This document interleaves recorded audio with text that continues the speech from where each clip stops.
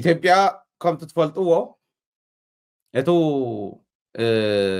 ሕዚ ትገብሮ ዘላ ምንቅስቃስ ናይ ትግራይ ሰራዊት ናብ ክልተ መቂላ እውን እንተይተረፈ ኣብ ዓፋር ደው ፀለምቲ ደው ፃኽዎም እተኽዎም እንዳበለት ኤርትራ ንምውጋእ እዩ ካልእ የብሉን ንትግራይ ክምለስዋ ይኽእሉ ይፈልጥዋ እዮም ወያነ ማለት እንታይ ማለት ምዃኑ ይፈልጥዎ ሰራዊት ትግራይ ማለት እንታይ ማለት ምዃኑ ይፈልጥዎ ተዋና ዕላምኡ ግን ተወሰኑ ሰራዊት ተወሰኑ ኣባላት ዘለዎ ናይ ሰራዊት ጥርቅምቃም እንተሃልኒ ከም ኣዲስ ኣበባ ሰፊሮም ዝኔው ጀነራላት ሒዞም ለይ ደኾን ይኸዱ ቶም ናተይ ብዓሰርተታት ሚልዮናት ዝቁፀሩ ከስልፎም ዝኽእል መናእሰይ ንዕኦም ሒዞም ደኾን ይኸዱ ለይ ኢትዕላማ ነዚ ኢሎም ኣብ ዓፋር ኣኪቦሞ ኣብ ዓፋር ከይዶም ዝነበሩ ሕዚ መፂ እንታይ ከም ዝበለ መራርሓ ዝነበረ እንታይ ከም ዝበለ ርኢኹሞ ኢኹም ምናልባሽ ንስቂሉ ንምስትዋስ ክኾነና ካብ ምዝራብ ውርዴት እውን እዩ መብዛሕትኡ ኣክቲቪስት ተበሎ ተይልካኒ ሰመራ ኣብ ኣይሲ ተኻሪሉ ገዛ ኣብ ውሽጢ ኮይኑ እዩ ዝልፍልፍ ክትመፅእ ከለካ መን መሲልካ መን ኮይንካ ካ መፂኻ እየ ዝብል ሓሳብ ከምዚ ያለልና ኣሉ ወዶን ጥሩ ኮይኑ እየ መፅእኩም ኢልና እሞ ከምኡ ትኾንካ ኣይትመርሐና ንስኻ ኣይትመርሐንን ኢለ መድረክ ረጊዘ ዝወፃኹ መጀመርያ ኣነ እየ ትክክል እየ ድሕሪ እቶም ብፆት ብፅባሒት እውን እናተቐፀሉ እናረገ ካብኡ ኣብቲ መሪሕነት ዘሎ ሓደ መፅኡ ሓደ የወርዶ ሓደ መፅኡ ሓደ የወርዶ ስርዓት የብሉ ፌደራል መንግስቲ ትዝሕግዘሉ ነጥቢ ኣብ ትግራይ ዘሎ መንግስቲ ኣብ ትግራይ ዘሎ ሓድነት ኣይደልን ናይ ትግራይ ሰላም ከም ዘይደሊ ብደንብ ኣረጋግፀ ብረት ሒዝካ እውን እንቅስቃስ ኣይክፍቃድን ባይዞ ከም ድልያኻ እውን ኣይትንቀሳቀስ ኣብ ዓፋር መሬት ኮንኩም ናብ ትግራይ ኣይትትኩስዋ ስለዚ ተደለኹም ወፂኹም ተኩሱ እዩ ብብፊኖኦም ተው ዘሎ መራሕ ብብፊኑ ካብ ደገ ቅርሺ ብኣካውንቲ ኣቲ በቃ እንታይ ክብለካ ደለ ናይ ገንዘብ እምበር ናይ ዓላማ ከም ዘይኮነ ብዝተፈላለዩ ምክንያት ንኣዲስ ኣበባ ንትግራይ መብዛሕትኡ ንዓዲ መፅኡ እዩ 75% ፈሪሱ የለን እሱ ኢሎም እዮም ዝዛረቡ ዘለዉ ዝሕግዘና ፌደራል መንግስቲ እዩ ናይ ዓፋር መንግስቲ እውን ብዝተወሰነ ግልፂ ብዘይኮነ መንገድታት ሓደ ድጋፋት ይግበር እዩ እቲ ናይ ዓፋር መንግስቲ ንሕና ኢና ንኸዳ ዘለና እምበር እታ ትግራይ እኮ ንረኸባ ኣለና ተመሊስና ንረኸባ ነቲ ወዲ እውን ንደደቢት እውን ንምንታይ መሲልኩም ምንቅስቃስ ኣይከኣልን ኢሉ ኣነ ሓደ ግዜ ዘውፃኽዋ ኣክቲቪስታት ኢና ባህልቲ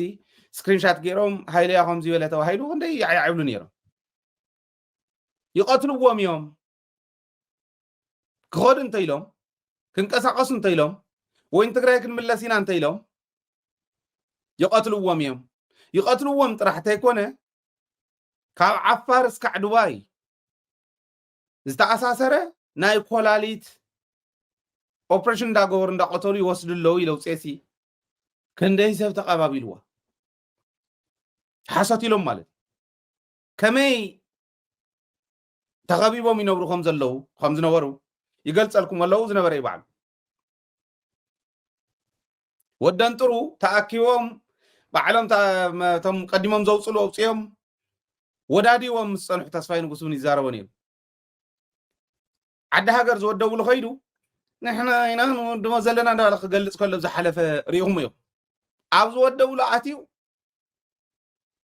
ናይ መራሒ ከምዚ እንዳበልካ እናተኣንተርካ ምኻድ ቁርብትላን ድሌት ስለ ዘላቶ ንሳ ንክገብር ይኸይድዎም ረጊፆም ወፂኦም ገሊኦም ነንባዕሎም ተባሊዖም ኣብ መንጎ ሸዊትን ተስፋይ ንጉስን ዝነበረ ባእሲ እውን ከምኡ ብትንትን እዮም ኢሎም ከምቲ ዝበሎ ልዕሊ 75% ተበቲኖም ይብሉ ኣሎ ካብቶም ወፂኦም ዝነበሩ በማኢት ዝቁፀሩ 75% እንተተበቲኖም ክንደይ ተሪፎም ከም ዘለዉ ራእዩ እሶም እውን በቃ ዝኾነ ወንጀል ዘለዎም ገበን ፈፂሞም ከይተሓዝ ዝፈርሑ ወይ ሰሪቆም ከይተሓዝ ዝፈርሑ ወይ ድማ ተታሊሎም ናይ መወዳእታ ተታሊሎም እስካዕ ዝርድኦም ከፍ ኢሎም ዘለዉ እዮም ካብ ወፃኢ ኣለዉ ሓቂ ትተሓዊኡ ዝነበረ ዘውፀ ዘሎ ግን ኣይሓገዘናን ይብል ነይሩ ወደን ጥሩ ዝሓለፈ ዝሕግዘና ፌደራል መንግስቲ ኢለውፅዎ ኣሎ ኣመራርሓ ዝነበረ ስለ ዝኾነ ፌደራል መንግስቲ እንታይ ይሰርሕ ነይሩ ካሊእ እንታይ ይሰርሕ ነይሩ ብደንቢ ገይሩ ዝርድኦ ሰብ እዩ ፌደራል መንግስቲ ትግራይ ንዝወግኡ ይሕግዝ ከም ዝነበረ ይነግረና ኣሎ ሽሻይ እውን መሊቋቶ ኣውፅዋ ነይሩ እዩ ካልኦቶም እውን ከምኡ የውፅዎ ኣለዉ እቲ ሬንጀር ካብ ምድሪ ሓይሊ የመውፅኦ እሞ ኢልና ብዝሓለፈ ዝሕለፍናዮ እውን ነይሩ ወደን ጥሩ ገንዘብ ይበልዕሉ ገንዘብ ዝሰደድኩም ሬንጀር ክግዛእ ኣሎሙ ተባሂሉ በዓል ተካ ንጉሰ እውን ኣውፅኦም እዮም ዶክተር ተካ ንጉሰ ኣዋፅኦም ሰዲዶም እዮም ኣኪቡ ሰዲድ እዩ ሬንጀር ክግዛእ ተባሂሉ ወደን ጥሩ ተን ገንዘብ ወሲዱ እቲና የኒና ናብዚ ሬንጀር ኢና ገዚእና ኣለን ኢሉ ሓስዩ ሬንጀር ኣይተገዘአን ካብ ምድሪ ሓይሊ ወፅ ካብ ናይ ኢትዮጵያ ምድሪ ሓይሊ ኣውፅኦም ሞ ናይ ቀደም ሬንጀር ስለ ዝኾነ ናይ ቀደም ሬንጀር ሙለስዎ ተባሂሎም መሊሶሞ ዝነበሩ ካልእ ይቕየረሎም ከሎ እዚ ንተጋሩ ነቶም ፀረ ዓዶም ፀረ ህዝቦም ኣፎሙዝ መሊሶም ዓዶም ክወግኡ ዝተቐመጡ የምሂቦሞም ተኩሶም ገለመለ ገይሮም ካብኦም ፅዩ ሬንጀር ተገዚኡሉ ተባሃለ ገንዘብ ግን ወደን ጥሩ ወሲድዎ ከምዚ ዝበለ ጉድ የለን ናይ ገንዘብ እዩ ብደገ ናይ ስደድ ገንዘብ ናይ ገንዘብ እምበር ናይ ዕላማ ዝበሃል የለን ይብለኩም ኣሎ ታፍተን ናይ ገንዘብ ምንቅስቃሳት ናይ ወደን ጥሩ ሓንቲ እዚኣ ኣነ እውን ሓንቲ ሚስጥር ከቃልዕ ንዓይ ኣነ ኣዛሪቦ እየ እንዲ ንወደን ጥሩ ስለዘዛረብኩ ናይ ውሽጢ ዘረባ ኣነ ቅንዱ ዝኣክል ሕማቅ ስለ ዘይኮንኩ ዋላ ሕማቅ እንተኾነት ዘረባ ኣውዚ የውፅእ ከቃልዑ ይደሊ በረብ ኢደ ኣሎ ኣዛሪብኒ ንዓይ እንታይ ነውፅየንኦ እንታይ ዝደሊ ንሱ ኣዛሪብኒ ታፍተን ዘዛረበን ሓደ ክልተ ኢለን ተዘውፀን ከም ክንቲት ከም ፌስታል መፈኾሰ እታ ድምፁ ነብዚኣ ስለ ዘላ ግን ኣነ ደሓን እንተተመለሰ ንፅባሕ ንጎ ንእሽትለን ክፍተት ትትረፎ እንተተመለሰ ልቢ እንተገበረ እንተተመለሰ ንእሽተይ ክፍተት ትትረፍ ኢለ ገዲፈ ኣለኹ ሓንቲ ግን ከውፅእ ሓንቲ ካብዚኣተን ሓንቲ እታ ናይ ገንዘብ ህረፍ ምስዚኣ ትኸደለ ኢለ ካዋና ናይ ወደን ጥሩ መኮረፊት ፐብሊክ እውን ዝፈልጣ ስለ ዝኾነ እምበር ስለ ዘዛረበና ይኮነ ዘዛረበኒ ካሊእ እዩ ጉዳጉዲ ድሓር ዝኾነት ኤንጂኦ ዝፈጠራ ተጋደልቲ ንምሕጋዝ ኣይነበረ ኣይገዝአን ኣይኮነን ዝብለኩም ዘሎ ዋና ዕላምኡ ገንዘብ ምዃኑ ጥሮታ የብልና ካሊእ የብልና ተቃሊስካ ዕብየት ምስ መፀ ሕማም ክመፅእ ምስ ዕብየት ካሊእ ኣሎ ወይ ጥሮታ እንድሕር ጥሮታካ እውን ዘይተኣኽለካ እንተኮይና ምስ ዘመን ከመይ ደኣ እሞ ዝገበርና ጌርና ክነጠራቅም እምበር ቃል ብቃል ከምዚኣ ኢልኒ ቃል ብቃል ኣይወልኩን ይበል ኣነ ከውፃሉ ቃል ብቃል ከም ኢልኒ ክነጠራቅም ዝገበርና ጌርና ገና ሕዚ ትዕድል እናሃለዎ ክነጠራቅም እምበር ኢልኒ ታሕዚ ታናይ ሬንጀር ከዓ ብደንቢ ገይረቶ ሓበሬታ ረኪበ እየ ካብ ምድሪ ሓይሊ ከም ዘውፅዎ መረዳእታ ኣለኒ ገንዘብ ዘዋፃኹም መረዳእታ እንተደሊኹም ኣነ ኣለኒ መረዳእታ ካብ ምድሪ ሓይሊ እዮም መውፅኦም ሬንጀር ገዚእና ኣሉ ኢሎም ግን እቲ ገንዘብ ናብ ባዕሉ ወሲድዎ ኮሚቴ እውን ኣይኮነን ገዚእዎ ከመይ ገይሩ ከም ዘታለሎም ብደንቢ ገይርኩም ክትፈልጡ እንተደሊኹም ኣነ ኣለኒ መረዳእታ ናይ ገንዘብ እዩ ነዞም መናእሰይ ንዓፋር ወሲዶም ዘታልልዎም ዘለው ገንዘብ መብልዒ ኢኹም ዓፋር ፀለምቲ እውን ጀሚሮም ኣለዉ ሕዚ ገንዘብ መብልዒ ኢኹም መብልዒ ገንዘብ መቐረሚ ገንዘብ ኢኹም ንስኹም ዝወፅሓኩም የለን ግዜኹም ዕድመ ሰብ ስኢሉ ከፊለ ይፀንሕ ዕድመ ልክዕ ሕዚ ዛሸው እዚኣ ካብ ንጅምራ 30 ደቂቃ ጌርና ኣለና ፍርቂ ሰዓት ካብ ዕድመ ተቐኒሱ ማለት እዩ እቲ ሓቂ ከም ዝበለ ሓበሬታ ከም ዝበለ ኢንፎርሜሽን እትረኽብሉ ናይ ሂወት ትርጉም ንሱ ስለ ዝኾነ ኣውዚኡ እቲ ነቕርቦ ዘለና መረዳእታ ትከታተሉ ዘለኹም ትገብሮ ዘለና ትንተና ትከታተሉ ዘለኹም ኣፍታ ሕዚ ካብ ንጅምር እስካዕ ሕዚ ዝገበርናያ ዝፀናሕናያ ፍርቂ ሰዓት ዝረኸብኩም መን ሓበሬታ ናይ ሂወት ትርጉም ንሰን ስለ ዝኾና ንሰን ንክትረኽቡ ኢኹም ኣብዚ መፅኹም ዘሎ ኣብ ቴሌቭዥን እውን ትከታተሉና ዘሎ እሱ ሂወት ቶም ንዓፋር ከይዶም ትርጉም ዘይብሉ ከምታ ዝብላ ዘሎ ተኸቢቦም ከይንቀሳቀሱ ተኸቢቦም ከይሰርሑ ትርጉም ዘይብሉ ገንዘብ ከየጥሪዩ ትርጉም ዘይብላ ገንዘብ ካፍተን ካብ ደገን ካብ ካሊእን ካብ ኢትዮጵያን ዝቕበልዎን ዘለው ገንዘብ ካብ ዳጋሎ እውን ተቐቢሎም እዮም ባይዘው ካብ መሐመድ ዳጋሎ ተቐቢሎም እዮም ትብዙሕ ተቐበለ ተስፋይ ንጉስ እዩ ሚሊየንስ እዩ ተቐቢሉ ብ25,000 እስካዕ 30,000 ብመዓልቲ ንሓደረ ክንድግዛዕ ዝኾነ ሆቴል ተውሳኹ ታክሲ ዘዋሪ ታብ የምፅዎ ኣየናይ ፕሮጀክት ፅሒፉ ዝረኸቦ ካብኡ እውን ተቐቢሎም እዮም ኣርሚ ሰብዓ ንምፍራስ በዓል ወደን ጥሩ በዓል ጌታቸው ፅዒር እዩ ብተግባር እውን ትርእይዎ ኣለኹ ካልኦቶም እውን ተስፋይ ንጉስ እውን ከምኡ ገይሩ ፅዒር እዩ ኣምፅኦም እየ ኢሉ እውን ሪፖርት ገይሩ እዩ እታ ንዓፋር ኮይኑ ንዑ ገንዘብ ተቐበሉ ኢሉ ኣርሚ ሰብዓ እናበለ ዝፅውዖ ዝነበረ ካብ ዳጋሎ ካብ ሕሚቲ ማለት እዩ ናይ ሱዳን ተቃዋሚ ናይ ርኤስኤፍ መራሒ ካብኡ ተቐቢሎም እዩ ከምዚ ዝበሉ ካብ ኣቶምን ካብ ካልኦትን ካብ ኢትዮጵያን ካብቶም ደገ ኮይኖም ተታሊሎም ገንዘብ ሰዱ ዘለው ናሎም ዝዘወረ ዘይረብሑ ግለሰባትን ተቐቢሎም ከምታ ዝበላ ሕጂ ና ገንዘብ ክነጠራቅም ንኽእል እምበር ድሕር ደኣ እሞ ምስ ዓበና ደኣ እንታይ ትርጉም ኣለዎ ፅባሕ ንጎ ምውዳቕ ክመፅእ እንድዩ ገለ ዝበሎ ከምኡ ገይሮም ንዓኹም ይበልዕልኩም እዮም ዘለው ዝብል ብደንቢ ጌርኩም ሓዙለይ ወፂኹም ዘለኹም ንዓድኹም ተመለሱ ፀገም እንተሃልዩ ክንእርንቦ ኢና ሓቢርና ክንቃለሶ ኢና ናይ ውሽጢ ፀገም ከመይ ጌርና ኢና ክንቃለሶ ብሚድያ እኮ ትርእይዎ ከሎ ኣብዚ ወፂና ዶ ኣይመጎትናዮም ኢና ናይ ሽረ መራሕቲ ናይ ትዘዋ እውን ክንቅፅል ኢና ክነዘራርቦም ኢና ትዘዋ ካብቲ ዝኒሄ ጉዳጉድ ነፃ ክነውፅእ ክንምኩር ኢና ምስ ህዝብና ምስ ህዝቢ ኮይንና እንተ ተቃሊስናዮም ዘይስተኻኸል የለን ኮርስ ናይ ዞባ መሪሕነት እዩ ዝገብሮ ዘሎ ስጥራሕ እዩ ዝገብሮ ዘሎ ክብል ኣይክእልን ግለሰባት ኣብኡ ዝኒሄው ከመይ ጌርካ ክዕረ ከም ዝኽእል መጀመርያ ክንዘራረብ ኢና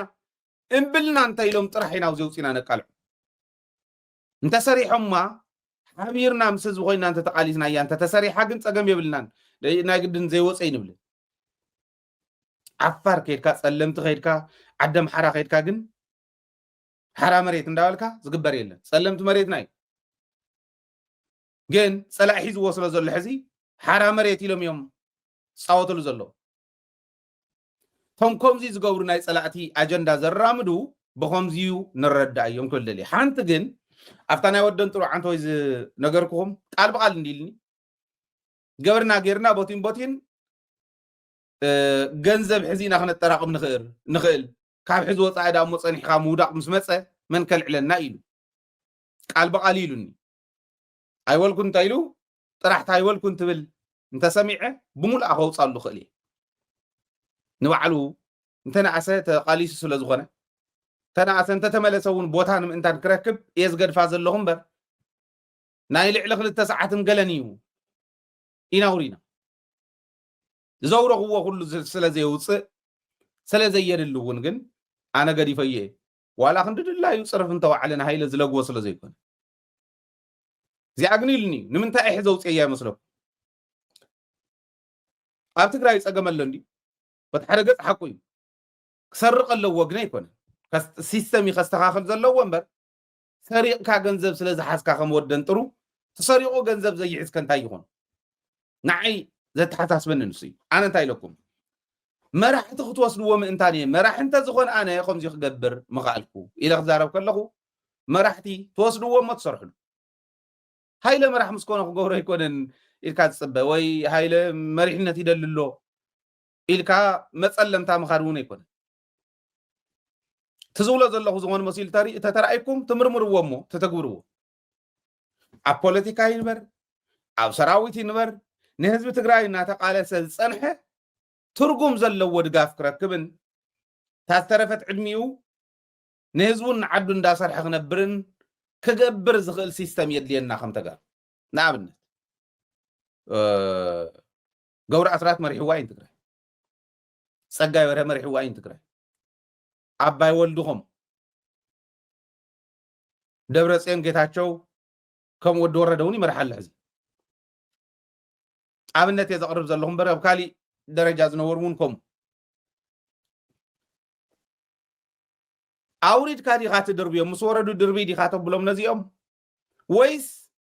እዚኣቶም እኮ ኣብ ዝኾነ ቦታ ንኣብነት ዋላ ኣብ መቐለ ጥራሕ ፀገም የለ ወይ መቐለ ናብ ሓንቲ ከተማ ኣብ ሽረን መቐለን ሰንተር ናይ ኢኮኖሚን ናይ ፖለቲካን ኢልና ንሓስበን ማለት ዓበይቲ ሰንተራት ተሰሪሖም እዞም ዓበይቲ እዚኦም ኣብ እከለ ኣትኹ እከለ ወፃኹ እንዳበሉ ናብ መጥቀም ዓዲ ሃገር ካብ ዝኾኑ ከፍ በሉ ደመስኩም ኣለኩም ፅቡቅ ክትትል ሕክምና ኣብ ጥቕኦም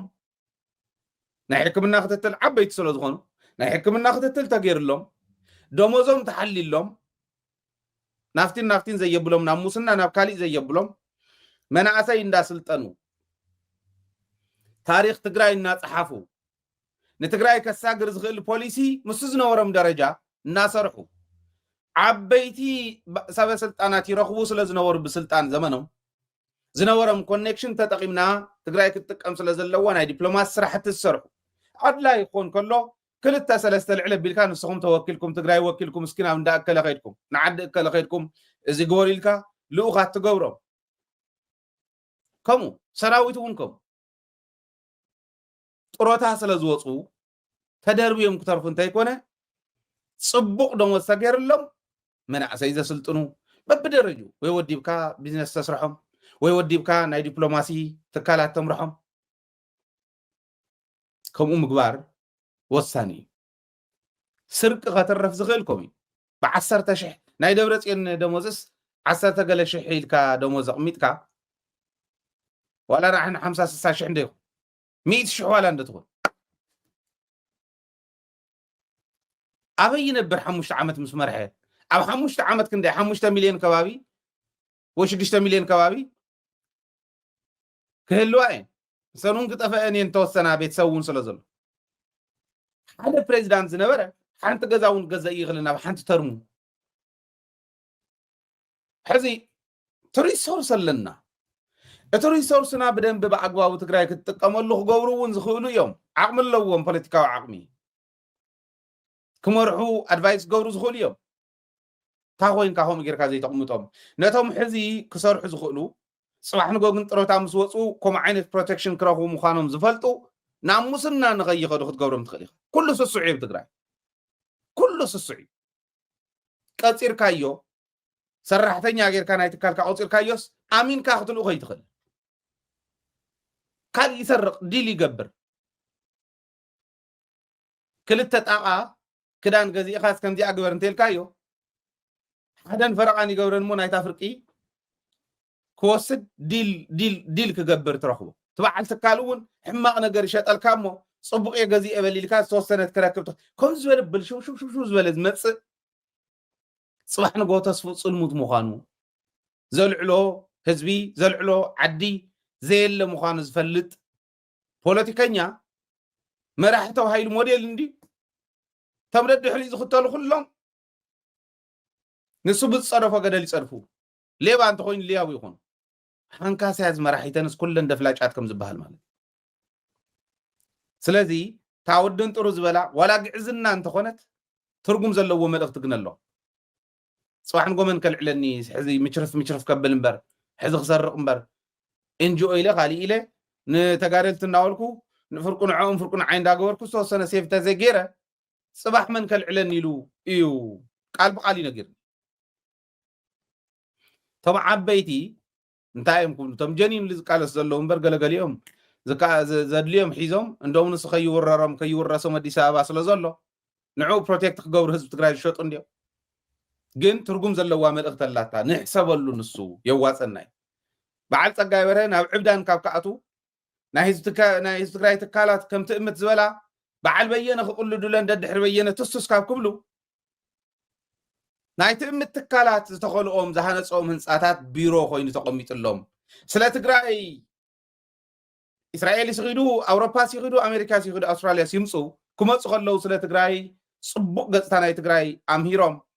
ዲፕሎማሲ ሰሪሖም ትግራይ ብኩሉ ተደጋፊት ክገብሩ ዝኽእሉ ዓቕሚ ዘለዎም ዓቕሚ ዝነበሮም መማሓደርቲ ናይ ተዓዲ ዝነበሩ እዮም ስስዐ ኢኹም ገይርዎም ኢለ ዝኣምን